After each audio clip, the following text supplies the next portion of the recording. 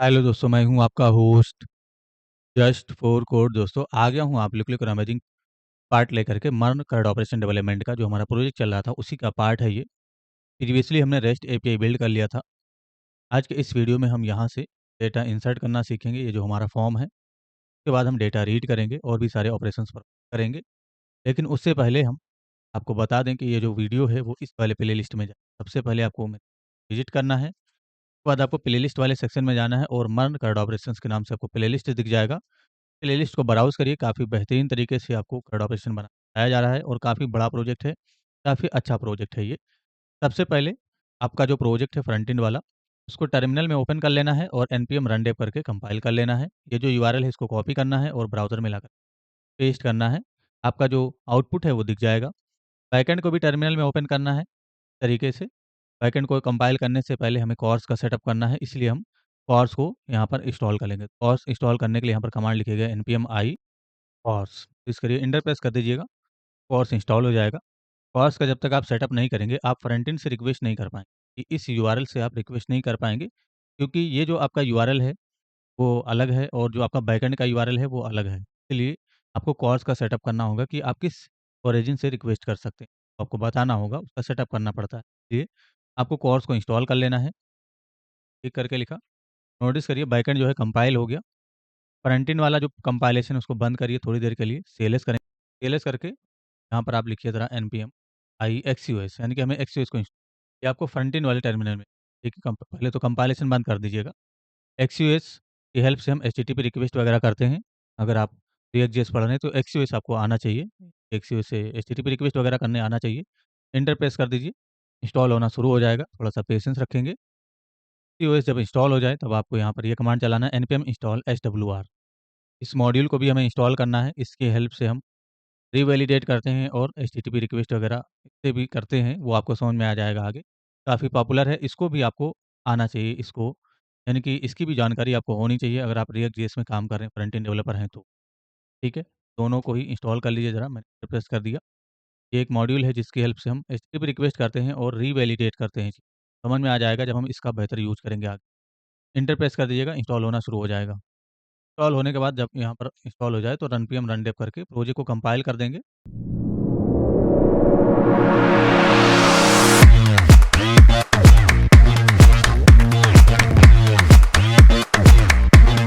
URL मिल जाएगा, इसी URL को कॉपी करना है और यहाँ पर ला करके पेस्ट करना है। आपका जो प्रोजेक्ट है वो कंपाइल हो जाएगा, कोड दिख जाएगा। अपना प्रोजेक्ट जो है वीएस कोड में ओपन कर लीजिएगा। सबसे पहले बैकएंड के अंदर थोड़ा सा काम करेंगे, 2-3 लाइन का कोड लिखना पड़ेगा कॉर्स का सेटअप करने के लिए। तो जो बैकएंड फ़ोल्डर होगा उसके अंदर से app.js को ओपन कर लीजिएगा और यहाँ पर आपको रिक्वायर करना है कॉर्स को। तो ऊपर की तरफ जाएँगे, कांस्टेंट बनाइएगा ज़रा कॉर्स के नाम से और रिक्वायर फंक्शन कॉल करिए इस तरीके से ज़रा, कॉर्स को ज़रा रिक्वायर, आपको बस कॉर्स लिख देना है, रिक्वायर हो जाएगा। टर्मिनेट कर देंगे। ठीक है, ठीक नीचे एक कांस्टेंट बनाएँगे कोर्स ऑप्शंस के नाम से और एक ऑब्जेक्ट असाइन करेंगे। ओरिजिन के नाम से प्रॉपर्टी सेट करेंगे और जो आपका फ्रंट एंड का यूआरएल होगा वो यहाँ पर डिफाइन कर देंगे। ठीक है, फ्रंट एंड का मतलब ये यूआरएल, ठीक है। वैसे अभी आप यहाँ पर एस्टेरिक दे दीजिए, ज़्यादा अच्छा रहेगा, क्योंकि फ्रंट एंड का यूआरएल हमारा चेंज होता रहता है, ठीक है। इसलिए हम यहाँ पर एस्टेरिक देंगे। जब हमारा ये आपको डिप्लॉय करना होगा तो जो आपका डिप्लॉयमेंट यूआरएल होगा वो देते हैं लास्ट में। फिलहाल यहाँ पर आप एस्टेरिक दे दीजिए। कोर्स ऑप्शन में मल्टीपल चीज़ें आप सेट कर सकते हैं, पाथ सेट कर सकते हैं, मेथड सेट कर सकते हैं। कौन-कौन सा मेथड आप अलाउ कर रहे हो, हेडर सेट कर सकते हो, ठीक है? और भी चीज़ें, लेकिन उन चीज़ों की अभी रिक्वायरमेंट नहीं है यहाँ पर। अगर हम कोई बड़ा प्रोजेक्ट में आवश्यकता रहेगी, तब वहाँ पर आपको अच्छे से, फिलहाल आप यहाँ पर कॉर्स ऑप्शन में एक ही प्रॉपर्टी दीजिएगा और ओरिजिन का वैल्यू एस्टेरिक डिफाइन करिए, ठीक है? वैसे यहाँ पर अपना डोमेन देते हैं, जो हमारा डोमेन होता है, लेकिन अभी हमारे पास कोई फाइनल डोमेन नहीं है, इसलिए यहाँ पर एस्टेरिक देंगे। तो एस्टेरिक देने का मतलब अभी किसी भी डोमेन से आप रिक्वेस्ट कर पाएँगे अपने एपीआई का। नीचे की तरफ आइए, देखिए कहाँ पर ऐप लेवल मिडलवेयर है। ये जो आपका एप्लीकेशन लेवल मिडलवेयर है, ये सारे मिडलवेयर जो हैं, इनको एप्लीकेशन लेवल या ऐप लेवल मिडलवेयर बोलते हैं। और ये जो मिडलवेयर होता है, जिसमें हमारा राउट डिफाइन होता है, तो हम राउट लेवल मिडलवेयर बोलते हैं। तो आप चाहें तो यहाँ पर कमेंट पास कर लें, आपसे इंटरव्यू वगैरह में क्वेश्चन किया जा सकता है राउट लेवल मिडलवेयर और एप्लीकेशन मिडलवेयर के बारे में। तो ये आपके ऐप लेवल मिडलवेयर हैं, ठीक है? तो यहाँ पर आप कमेंट ज़रूर पास करें, ताकि फ्यूचर में आपको समझने में, ठीक है? अब इसके ठीक नीचे आपको क्या करना है, यहाँ पर नीचे की तरफ या ऊपर कहीं पर भी, यहीं पर आप एक कांस्टेंट बनाने की ज़रूरत नहीं, ये जो ऐप है आपका, ठीक है, अंदर से डॉट यूज़ फंक्शन कॉल करना है। ठीक है, इसे यूज़ फंक्शन कॉल, यहाँ पर आपको कॉर्स, ये जो आपका कॉर्स ऊपर की तरफ कांस्टेंट है ना, उसी को फंक्शन के रूप में कॉल करिएगा और जो आपका कॉर्स ऑप्शन है वो डिफाइन कर, ठीक है? तो यहाँ पर आपको कॉर्स ऑप्शंस को डिफाइन, सिंपल, तो इसी का यूज़ करना है। यानी कि ये आपका मिडलवेयर डिक्लेयर हो गया। अब आप फ्रंट एंड से रिक्वेस्ट कर पाएँ, यहाँ से अब आप रिक्वेस्ट कर पाएँ। तो अभी हमें वही करना है, इतना सेटअप हो गया, बस यही 3-4 करना था बैकएंड के अंदर। अभी आप बैकएंड को यहाँ से कट कर दीजिए, कट कर दिया। अब फ्रंट एंड के अंदर आ जाओ, जो फ्रंट एंड है इसके अंदर से एसआरसी फ़ोल्डर, एसआरसी के अंदर से app.jsx ओपन कर लीजिए। नीचे की तरफ आइए, सबसे पहले जो फॉर्म है आपका, इसमें आपको करना होगा। ये फॉर्म है हमारा, इसमें एक डिव है, इसको मिनिमाइज़ करिए। इसके नीचे एक फॉर्म आइटम है, उसके नीचे एक और फॉर्म आइटम है जिसमें बटन होगा। ये बटन है ना, इसमें रजिस्टर नाउ लिखा होगा। इस बटन में आपको एचटीएमएल टाइप का वैल्यू सबमिट डिफाइन करना होगा। एचटीएमएल टाइप के नाम से प्रॉपर्टी सेट में आपको इसका वैल्यू सबमिट डिफाइन कर दें। डिफाइन कर दिया, ज़रा सबमिट, ठीक है? ये देना कंपल्सरी है, तभी फॉर्म का डेटा आपको मिलेगा। ये चीज़ लगाना कंपल्सरी है। उसके बाद आपको ऊपर की तरफ जो फॉर्म है आपका, ये फॉर्म है ना, इसी में आपको ऑन फिनिश इसके नाम से एक इवेंट डिफाइन करना है और इसका वैल्यू ऑन फिनिश के नाम से आप डिफाइन कर दीजिए, या किसी भी नाम से कोई भी आप बना सकते हैं फंक्शन का डेफिनिशन। तो मैं इवेंट के नाम पे ही डिफाइन कर देता हूँ। अब इसका डेफिनिशन आपको करना होगा, इसी में आपको फॉर्म का सारा वैल्यू मिल जाएगा। लेकिन याद रहे, फॉर्म का वैल्यू आपको तभी मिलेगा जब आपने फॉर्म आइटम में नेम का वैल्यू दिया होगा। यहाँ पर देखिए ए कैपिटल है, मैं इसको स्मॉल कर देता हूँ एड्रेस में, ठीक है? तो नेम का वैल्यू देना कंपल्सरी है, ये समझ लीजिए सभी फॉर्म आइटम में, जितना भी आपका इनपुट फील्ड वाला फॉर्म आइटम है। जैसे प्रोफाइल है तो देखिए नेम का वैल्यू प्रोफाइल, इसी तरीके से फुल नेम है तो फुल नेम, है ना? सभी में जो है नेम का वैल्यू होना कंपल्सरी है। अब आपको ऊपर की तरफ जाना है, ऊपर की तरफ जाइए ज़रा, और आपको एक कांस्टेंट बनाना, ऑन फिनिश के नाम से कांस्टेंट बनाइएगा और इसी के पैरेंथेसिस में आपको वैल्यूज इसको रिसीव कर लेना है। कॉल बैक डिफाइन करिए इस तरीके से, ज़रा कंसोल डॉट लॉग इसका यूज़ करना है आप लोगों को इस तरीके से, और प्रिंट कर देना है। क्या प्रिंट कर देंगे? ये जो वैल्यूज है इसमें आपको सारा वैल्यू मिल जाएगा। वैल्यूज को यहाँ पर इस तरीके से प्रिंट कर दीजिए, टर्मिनेट करके, और कंसोल में आ जाइए। आइए ज़रा आउटपुट में, कंसोल में आ जाइए। जो पूरा फॉर्म है इसको फिल करिए। फिल करने के बाद आप रजिस्टर पे क्लिक करिए। नोटिस करिए सारा डेटा आपको मिल जाएगा। एड्रेस मिल गया, डीओपी मिल गया, ईमेल मिल गया, full name, gender, mobile, profile. In case अगर आपको इनमें से कोई भी डेटा नहीं मिलता है, तो इसका मतलब ये हुआ कि उसका नेम एट्रिब्यूट का वैल्यू आपने डिफाइन नहीं किया। तो नेम प्रॉपर्टी का वैल्यू आप डिफाइन करिएगा फॉर्म आइटम में, ठीक है? अगर आप बिना फिल किए, फिल यानी कि सपोज़ करो मैंने रिलोड कर दिया पेज को और मैं यहाँ पर क्लिक करता हूँ, मैं बिना फिल किए आगे बढ़ूँगा तो यहाँ पर वार्निंग आ जाएगा। देखिए full name is required, mobile is required, क्योंकि आपने रूल्स को लगा रखा है, ठीक है? तो यहाँ पर फिल करना होगा। ये जो फ़ोटो है इसको हमें हैंडल करना होगा फ़ोटो को, तो उसको सबसे पहले हम हैंडल करेंगे। तो आइए वीएस कोड में फाइंड कर लीजिए कि प्रोफाइल वाला जो फॉर्म आइटम है वो कहाँ है। तो प्रोफाइल वाला फॉर्म आइटम आपको दिख जाएगा। मॉडल के अंदर जो फॉर्म है आपका उसमें जाइए, ये रहा फॉर्म, इसमें जो डिव है इसको ओपन करिए और ये रहा आपका प्रोफाइल वाला फॉर्म आइटम। इसी में आपको ऑन चेंज इवेंट को डिफाइन करना है। ये जो आपका इनपुट फ़ील्ड है इसमें आपको ऑन चेंज, पहले तो आप एंटर करके अरेंज कर लीजिए इसे। अरेंज करने के बाद आपको ऑन चेंज इस इवेंट को डिफाइन करना है। यहाँ पर इवेंट को रिसीव कर लेना है, कॉल बैक को डिफाइन करना है, और हमारे पास हैंडल इमेज, देखिए यहाँ पर हैंडल एक फंक्शन होगा, इसको हम कॉल करेंगे और यहाँ से इवेंट भेज देंगे। ये वाला इवेंट भेज दीजिएगा। तो भेजने के बाद आपको हैंडल इमेज का डेफिनिशन करना होगा ऊपर की तरफ। तो आइए ज़रा, ये जो हमारा ऑन फिनिश है इसी के ठीक ऊपर हम यहाँ पर एक कांस्टेंट बनाएँगे इस तरीके से हैंडल इमेज के नाम से, और इवेंट को यहाँ रिसीव कर लेंगे। इवेंट को रिसीव कर लीजिएगा और यहाँ पर आपको कंसोल और डॉट लॉग में जो इवेंट है उसको प्रिंट करना है। तरीके से आप कंसोल में इवेंट के अंदर से टारगेट और टारगेट के अंदर से डॉट फाइल्स, इसका 0 इंडेक्स आप प्रिंट करिएगा, तो जो फाइल आप अपलोड करेंगे वो आपको मिल जाएगा। आ जाइए ज़रा आउटपुट में और कंसोल को ओपन कर लीजिए इस तरीके से। यहाँ से हम फॉर्म से ऑन चेंज करेंगे। तो पहले तो कंसोल क्लियर कर लीजिएगा, यहाँ से आप ऑन चेंज करिए, यानी कि कोई भी फ़ोटो चूज़ करिए, ओपन करेंगे तो नोटिस करिए फाइल हमें मिल जाएगा, ठीक है? अभी फाइल में देखिए साइज़ के नाम से एक प्रॉपर्टी है, इसी साइज़ को हम चेक करेंगे कि क्या ये 60 केबी से कम है। अगर 60 केबी से कम रहेगा तभी हम अपलोड करने देंगे। तो यहाँ पर आइए ज़रा, और डॉट साइज़, यहाँ पर आप डॉट साइज़ इसको रीड कर लीजिए, ठीक है? तो अभी अगर आप अपलोड करेंगे ना, तो अभी आपको डायरेक्ट साइज़ देखने को मिले। मैंने यहाँ से फ़ोटो चूज़ किया दोबारा, कोई भी फ़ोटो चूज़ कर लेंगे तो देखिए अभी आपको सिर्फ़ साइज़ मिला, ठीक है? ये जो साइज़ है इसको हम चेक करेंगे, क्या ये 60,000 से कम है या उसके बराबर है, तभी हम अपलोड होने देंगे, अदरवाइज़ हम अपलोड नहीं होने देंगे। तो यहाँ पर हम एक एक काम करो, इसको आप कट कर लो और एक कांस्टेंट बना लो ज़रा,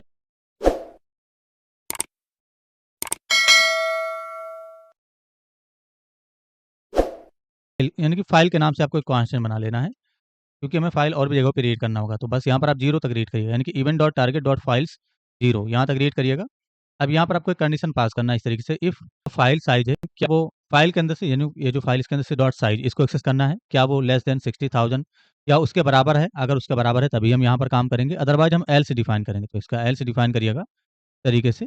और यहाँ पर हमें काम करना, यहाँ पर काम करेंगे उससे पहले ज़रा एक स्टेट बनाइए, ऊपर की तरफ जाइए ज़रा। आपको स्टेट बनाना होगा क्योंकि हमें बटन को कंट्रोल करना है। अगर फाइल साइज़ बड़ा होगा ना, तो ये जो फॉर्म का बटन है ये डिसेबल रखेंगे हम। तो ऊपर की तरफ जाइए ज़रा, ऊपर की तरफ, और यहाँ पर हम स्टेट बनाएँगे, एक कॉन्स्टेंट बनाएँगे ज़रा इस तरीके से। एक तो डिसेबल के नाम से बना लीजिएगा, डिसेबल, और अगला आपको कॉमा से सेपरेट करके सेट डिसेबल, यहाँ पर डिफाइन कर डिसेबल्ड के नाम से बनाइएगा, ज़्यादा अच्छा रहेगा। डिसेबल और सेट डिसेबल्ड इसके नाम से बना लीजिएगा। अगर स्पेलिंग वगैरह कहीं मिस्टेक होता है तो आप उसको देख लीजिएगा क्योंकि मेरा कीबोर्ड थोड़ा सही से काम नहीं कर रहा है। यूज़ स्टेट को ज़रा यहाँ पर फंक्शन के रूप में आप कॉल करिएगा इस तरीके से, और डिफ़ॉल्ट वैल्यू इसमें आपको फ़ॉल्स रखना है। फ़ॉल्स डिफाइन करके रखिएगा इस तरीके से। टर्मिनेट कर दीजिए और आपको ऊपर की तरफ एक कांस्टेंट बनाना है ज़रा इस तरीके से अरे ब्रैकेट के अंदर आरईजी फॉर्म के नाम से। तो ऐसे बना लीजिएगा, और जो आपका फॉर्म आपका कंपोनेंट है ना, उसी के अंदर से डॉट यूज़ फॉर्म जो हुक है उसको फंक्शन के रूप में कॉल कर लीजिएगा।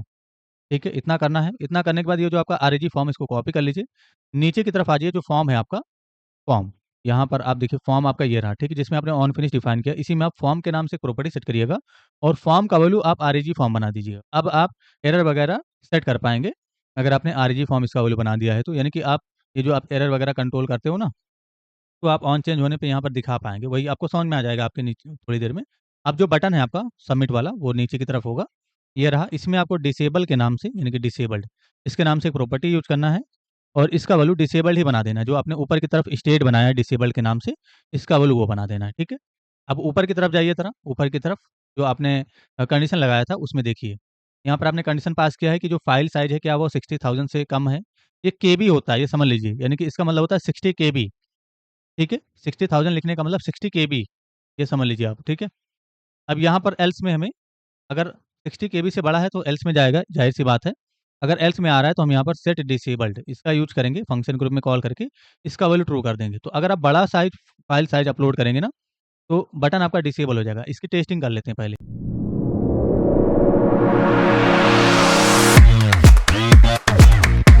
ठीक है, इसको मैं अपलोड करता हूँ।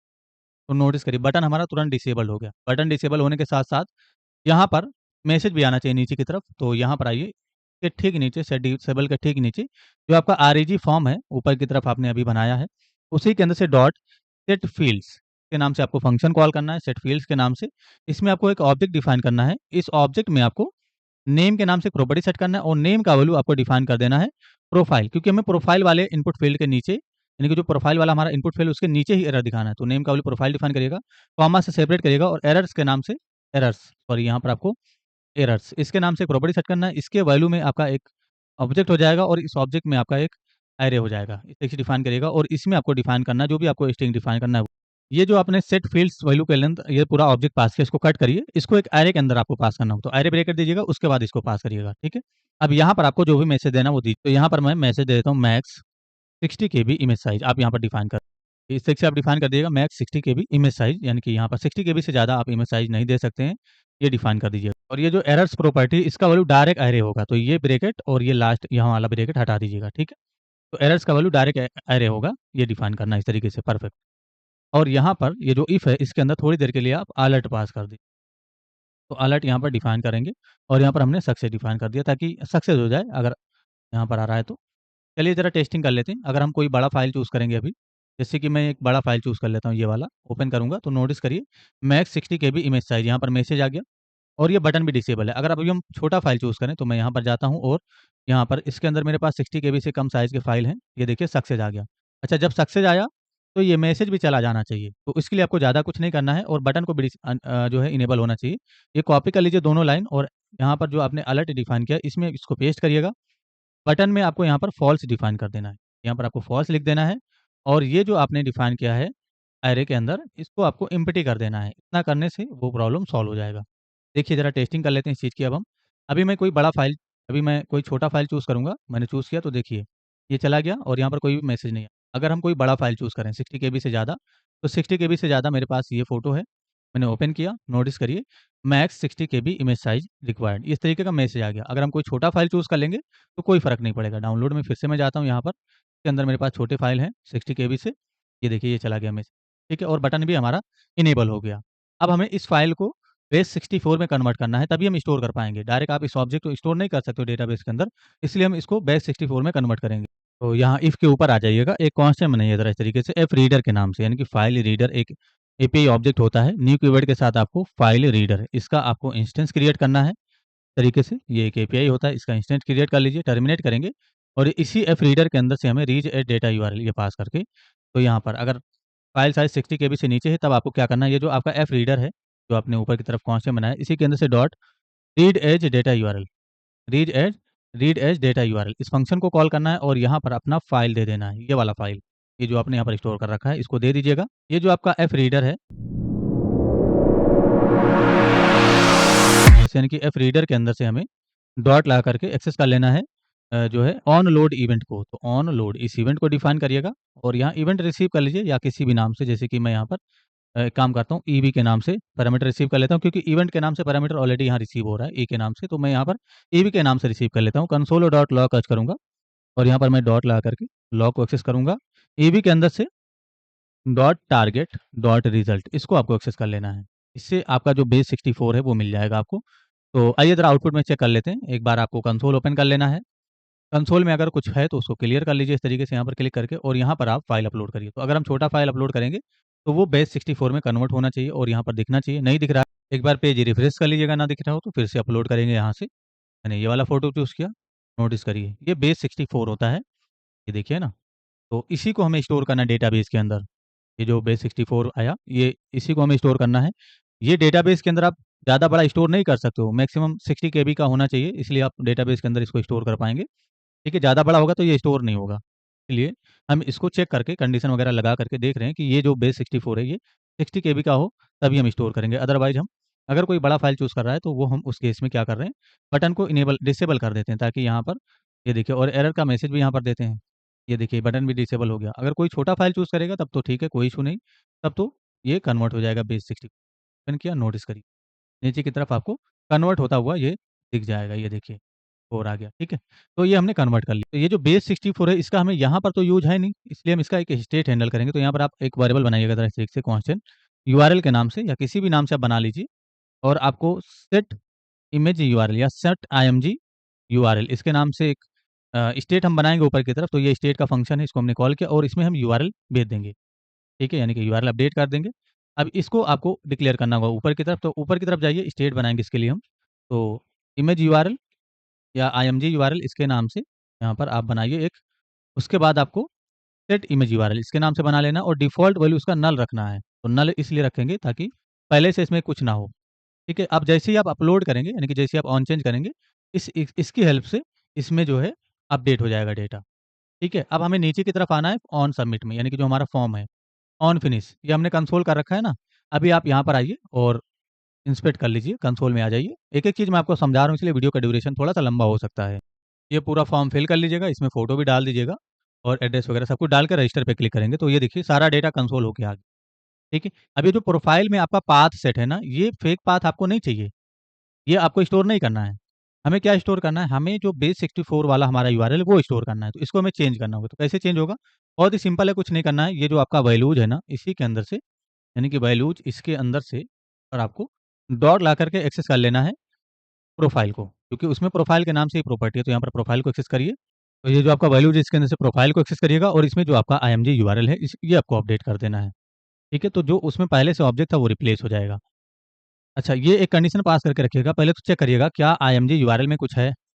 अगर आईएमजी यूआरएल में कुछ नहीं है, यानी कि अगर आईएमजी यूआरएल नल है, हमने ये डिफाइन किया है कि क्या उसमें कुछ है? तो अगर है, तभी हम इसमें अपडेट करेंगे। अगर नहीं है, तो यहाँ पर हमारे पास एक डमी यूआरएल होगा, तो आप यहाँ पर आइए और सर्च करिए गूगल में डमी इमेजेज़, इस तरीके से सर्च कर लीजिए ज़रा, डमी इमेजेज़। अब इनमें से जो भी इमेजेज़ है, मुझे ये इमेज अगर यूज़ करना है, तो मैं इस पे राइट क्लिक करूँगा और open image in new tab, इस पे क्लिक कर दूँगा। नए टैब में ये इमेज ओपन हो जाएगा, इसको कॉपी कर लेंगे, यानी कि यहाँ का जो यूआरएल है कॉपी कर लेंगे। तो जो भी आपको इमेज यूज़ करना होगा, उसका यूआरएल कॉपी करिएगा और यहाँ डिफाइन ठीक है? तो इसका मतलब समझिए ज़रा, इसमें जो प्रोफ़ाइल था पहले से वो एक पाथ उसमें एक फेक पाथ उसमें स्टोर था। अभी हमने चेक किया हमारा ये इमेज यूआरएल का एक स्टेट है, इसमें चेक करें क्या इसका वैल्यू अगर इसमें कुछ क तब जाएगा पहले से तो इसमें नल है। देखिए पहले से आपने क्या रखा है नल रखा है। और इसमें डेटा कब आएगा जब आप अपलोड करेंगे इमेज। अगर आपने अपलोड किया तभी उसमें डेटा जाएगा और अगर उसमें डेटा गया है, तभी हम उसमें यानी कि प्रोफ़ाइल में डेटा अपडेट कर रहे हैं। अगर नहीं कुछ भी गया है उसमें यानी कि अगर वो नल है, तो एक डमी इमेज हम सेट कर रहे हैं। ये पाथ आपका इंटरनेट का होगा, डमी इमेज का, वो हम सेट कर रहे हैं। अब ज़रा कंसोल करिए ज़रा। अब यहाँ पर आइए, एक-एक चीज़ मैं आपको समझा रहा हूँ। मैं यहाँ पर आ जाता हूँ। यहाँ पर पूरा फॉर्म फिल कर लीजिएगा, फिल करने के बाद आप यहाँ पर रजिस्टर पे क्लिक करिए। नोटिस करिए, अब यहाँ पर क्लिक करिए और यहाँ पर देखिए, अभी प्रोफ़ाइल में आपका ये आ गया, फेक पाथ अब नहीं आ रहा है, ठीक है? ये देखिए जो आपका बेस 64 है ना, वो आ रहा है। अभी क्लियर करिए और फॉर्म को रीलोड कर लीजिए, यानी कि पूरा पेज रीलोड कर लीजिए। यहाँ फॉर्म ओपन करिए, इसमें इस बार ये फ़ाइल मत अपलोड करना, बिना फ़ाइल अपलोड किए आप ये पूरा फॉर्म फिल करिए ज़रा इस तरीके से, जैसे मैं फिल कर रहा हूँ, पूरा फॉर्म फिल कर लीजिए और यहाँ पर आप एड्रेस भी डाल दीजिए। कंसोल में आ जाएँगे, तो देखिए अभी इस बार हम फ़ाइल अपलोड नहीं कर रहे हैं, ठीक है? मैंने रजिस्टर पे क्लिक किया। अब जो ऑब्जेक्ट आएगा, इसमें आप देखेंगे प्रोफ़ाइल में अनडिफाइंड आ रहा है। ऐसा नहीं होना चाहिए, अनडिफाइंड नहीं आना चाहिए प्रोफ़ाइल में। प्रोफ़ाइल में हमारा जो फेक पाथ है, ये आना चाहिए। ये वाला जो हमने पाथ अपडेट किया है, तो ऐसे डायरेक्ट अपडेट नहीं होगा। यहाँ पर आपको ये कॉपी करना है कंट्रोल सी करके और ये आपको ऐसे लिखना था। ठीक है? ऐसे वैल्यूज डॉट प्रोफाइल इसको एक्सेस करके और इसमें हम ये चीज़ अपडेट कर देंगे। तो अब अनडिफाइंड नहीं जाएगा। फिर से टेस्टिंग करेंगे ज़रा इस चीज़ की हम। फिर से मैंने पूरा पेज रिफ्रेश कर लिया और फॉर्म फिल करके रजिस्टर पे क्लिक करेंगे। इस बार यहाँ पर अनडिफाइंड नहीं आना चाहिए। ये देखिए जो आपने डमी यूआरएल दिया है वो आ गया। ये देखिए ना, आ गया ना डमी यूआरएल। अब अगर आप फॉर्म अपलोड यानी कि फ़ोटो अपलोड करते हो, पहले तो इसको क्लियर कर लीजिए। ये जो आपका पाथ है इसको क्लियर करिए और यहाँ से जो है कुछ फ़ोटो अपलोड करिए। मैंने अपलोड किया और रजिस्टर पे क्लिक करूँगा। इस बार जो ऑब्जेक्ट आएगा उसमें आपका बेस 64 वाला यूआरएल आएगा। ये देखिए है ना? तो अगर आप फ़ोटो अपलोड करेंगे तब इसमें आपका जो फ़ोटो का यूआरएल है वो जाएगा और अगर आपने फ़ोटो अपलोड नहीं किया है तो ये डमी यूआरएल जाएगा। कुछ ना कुछ तो जाना चाहिए ना, ठीक है? अब हमें यहाँ पर इंसर्ट करने का काम करना है, यानी कि अपने एपीआई का रिक्वेस्ट करना है और डेटा इंसर्ट करना है। सबसे पहले ये जो फंक्शन का डेफिनिशन है इससे पहले आप असिंक कीवर्ड का यूज़ करिए, यानी कि यहाँ पर आपको असिंक कीवर्ड डिफाइन कर देना है और यहाँ आपको ट्राई ब्लॉक को स्टार्ट करना है इस तरीके से। कैच ब्लॉक को भी स्टार्ट कर लेना है। तो कैच ब्लॉक को स्टार्ट करिए, जो भी एरर है उसको रिसीव कर लीजिए और यहाँ पर आप मैसेज के नाम से यानी कि एंटिटी के अंदर मैसेज के नाम से एक फंक्शन होता है, आपको इंपोर्ट भी कर लेना है। इसके अंदर से एरर के नाम से फंक्शन कॉल करना है और यहाँ पर आपको डिफाइन कर देना है अनेबल, यहाँ पर डिफाइन करिए ज़रा अनेबल टू इंसर्ट डेटा या कुछ भी आप मैसेज दे सकते हैं। तो मैंने ये डिफाइन कर दिया unable to insert data, terminate कर देंगे। ये मैसेज चला जाएगा अगर कोई एरर है तो। अगर कोई एरर नहीं है तो अब हमें स्टोर करने का काम करना है। तो आप यहाँ पर अवेट कीवर्ड का यूज़ करिएगा, देखिए अवेट कीवर्ड लगाएँगे इस तरीके से और एक्सीओएस को आपको इंपोर्ट करना होगा। आपको एक्सीओएस के अंदर से एक्सीओएस को इंपोर्ट कर लेना। तो यहाँ पर ऊपर की तरफ चलिए इंपोर्ट कर लेते हैं सबसे पहले। तो आपको इसको इंपोर्ट कर लेना है और इसमें आपको बेस यूआरएल सेट करना होगा। तो एक्सीओएस ऐसे डिफाइन करिएगा dot default dot base URL. ये बेस यूआरएल जो आपका बैकएंड का बेस यूआरएल है वो आपको डिफाइन करना होगा। तो इसको डिफाइन कर दीजिए ज़रा इस तरीके से सिंगल कोड या डुअल कोड के अंदर एचटीटीपी कॉलन डबल फॉरवर्ड से लोकल होस्ट 8080 जो हमारा बेस यूआरएल ये है 8080 ये हमने डिफाइन करा, ठीक है? यहाँ फॉरवर्ड स्लैश नहीं दीजिएगा, फॉरवर्ड स्लैश आपको नहीं देना है, टर्मिनेट करना है। अब नीचे की तरफ आ जाइए और यहाँ पर सेट इमेज यूआरएल नहीं, इसमें नहीं, इसको आप मिनिमाइज़ कर दीजिए, जो आपका फंक्शन है ना इसको मिनिमाइज़ कर दीजिए, सॉरी ये हैंडल इमेज वाला मिनिमाइज़ कर दीजिए। नीचे की तरफ आइए ट्राई ब्लॉक के अंदर, एक्सीओएस के अंदर से डॉट पोस्ट इसके नाम से फंक्शन कॉल करिएगा और यहाँ पर आपको अपना एंड पॉइंट डिफाइन करना है सबसे पहले। तो एंड पॉइंट क्या है हमारा स्लैश रजिस्टर ये डिफाइन कर दीजिए। उसके बाद आपको अपना डेटा भेजना है तो वैल्यूज ये हमारा डेटा है, इसको हम भेज देंगे। ये जो वैल्यूज है इसको भेज दीजिए, टर्मिनेट कर दीजिए। टर्मिनेट करने के बाद आपका जो फॉर्म है वो क्लोज होना चाहिए। तो सेट मॉडल इसको आपको फंक्शन के रूप में कॉल करना है, इसमें आपको फॉल्स अपडेट कर देना है। इससे जो आपका फॉर्म है वो क्लोज होएगा। टर्मिनेट कर देंगे और यहाँ पर आपको जो फॉर्म रीसेट करना यानी कि जो फॉर्म है उसको भी रीसेट करना है। तो REG form dot reset fields इसके नाम से फंक्शन होता है, इसको आपको कॉल कर देना है। तो आपका जो फॉर्म है वो रीसेट हो जाएगा इतना करने के बाद आपको यहाँ पर मैसेज भी देना है। तो मैसेज के अंदर से जो भी आपने एनडी के अंदर से इंपोर्ट किया है तो इंपोर्ट ज़रूर करिएगा, नीचे भी आपने यूज़ किया है। इसी के अंदर से सक्सेस इसके नाम से फंक्शन कॉल करना है और यहाँ पर आपको डिफाइन कर देना है रजिस्ट्रेशन सक्सेस या कुछ भी आप जो भी मैसेज देना चाहें मीनिंगफुल मैसेज, ठीक है? तो मैंने रजिस्ट्रेशन सक्सेस ये डिफाइन कर दिया, टर्मिनेट कर देंगे यहाँ पर और अब हम टेस्टिंग करेंगे। लेकिन टेस्टिंग करने से पहले मोंगोडीबी कंपास ओपन कर लीजिएगा और जो आपके पास करंट के नाम से डेटाबेस होगा इसको आपको डिलीट कर देना है, यानी कि ड्रॉप कलेक्शन पे क्लिक कर दीजिएगा, डेटाबेस डिलीट हो जाएगा। अब यहाँ से आप रिक्वेस्ट करिए ज़रा। तो यहाँ पर क्लिक करेंगे और पूरा फॉर्म फिल करें। ये पूरा फॉर्म फिल कर लीजिए, रजिस्टर पे क्लिक कर दीजिए। जैसे आप रजिस्टर पे क्लिक करेंगे अच्छा यहाँ पर आपने फुल नेम डालना है, रजिस्टर पे क्लिक कर दीजिए। देखिए क्या आ गया रजिस्ट्रेशन सक्सेस और कंपास के अंदर जाएँगे, एक बार कंट्रोल आर प्रेस करेंगे यानी कि रिफ्रेश कर लेंगे डेटाबेस को। यहाँ पर भी क्लिक करके आप रिफ्रेश कर सकते हो, यहाँ पर क्लिक करके। ठीक है, ये देखिए। देखिए करंट के नाम से डेटाबेस बन गया, रजिस्टर वाले में जाएँगे, तो यहाँ पर अभी आपने जो डेटा स्टोर किया वो यहाँ पर आपको दिख जाएगा। चलिए एक और हम यहाँ पर स्टोर करते हैं। इस बार मैं इमेज नहीं डालूँगा, ठीक है? मैं दूसरा यहाँ पर मैंने डिफाइन किया और ईमेल आप चेंज करके डालिएगा। ईमेल सेम डालेंगे तो एरर आ जाएगा, इसलिए ईमेल चेंज करके डालिएगा। यहाँ पर मैंने इसको यूज़ किया मेल और यहाँ पर मैंने एलक्यू, उसको हम हैंडल करेंगे, ईमेल चेंज करना ना पड़े इसके लिए यहाँ पर मैसेज आ जाए। अगर सेम ईमेल इंसर्ट कर रहा है कोई तो यहाँ पर मैसेज आए उसको हम हैंडल करेंगे अगले वीडियो में। फिलहाल कोई दूसरा ईमेल डाल के रजिस्टर पे क्लिक करिएगा। देखिए फिर से सक्सेस हो गया और यहाँ पर जाकर के ये रिफ्रेश करिए। देखिए डेटा आ गया, ठीक है? देखिए इसमें बेस 64 वाला आया। एक और हम इंसर्ट करेंगे बिना इमेज के। अभी हम इमेज अपलोड नहीं करेंगे, तो यहाँ पर इसमें फिर से ज़रा इंसर्ट करिए। अगर आप सेम ईमेल इंसर्ट करेंगे ना, तो इंसर्ट नहीं होगा, एरर आ जाएगा। देखिए मैं सेम ईमेल इस बार डाल रहा हूँ। मैंने सारा डेटा फिल कर दिया। देखिए, फिर से रजिस्ट्रेशन सक्सेस। ऐसा नहीं होना चाहिए। देख लेते हैं सेम ईमेल हमने डाला है या कुछ और डाला है। ठीक है, ये देखिए ab@gmail.com यहाँ पर भी और यहाँ पर भी ईमेल हमने सेम डाला है, बट फिर भी हमारा डेटा इंसर्ट हो गया। तो एक बार हम स्कीमा देख लेते हैं कि जो हमारा स्कीमा था, बैकएंड के अंदर जाइए, मॉडल, रजिस्टर मॉडल, और इसमें हमने ईमेल का वैल्यू डिफाइन किया है यूनिक की नहीं है। यूनिक का वैल्यू हमने ट्रू डिफाइन किया है, बट फिर भी हमारा जो ईमेल है वो यूनिक के तरीके से काम नहीं कर रहा है, तो हम इसको अगले वीडियो में देख लेंगे। फिलहाल हमारा जो डेटा है वो इंसर्ट हो रहा है। अब ये जो डेटा है वो हमें यहाँ पर फेच करके शो करना है, वो हम अगले वीडियो में फेच, अपडेट, डिलीट सारा काम एक ही वीडियो में करने वाले हैं। तो बहुत ही आसानी से हो जाएगा, आपको टेंशन लेने की ज़रूरत नहीं है। थोड़ा-सा वीडियो का ड्यूरेशन इसलिए लंबा हो जाता है क्योंकि मैं आपको एक-एक स्टेप अच्छे से समझाने की कोशिश करता हूँ। फिर भी अगर आपको कुछ भी ना समझ में आया हो तो आप डिस्क्रिप्शन से व्हाट्सएप ग्रुप को जॉइन करिए और वहाँ से हमें मैसेज करिए, आपकी हेल्प कर दी जाएगी। Thanks for enjoying the education of just for code. See you soon. जय हिंद, जय भारत।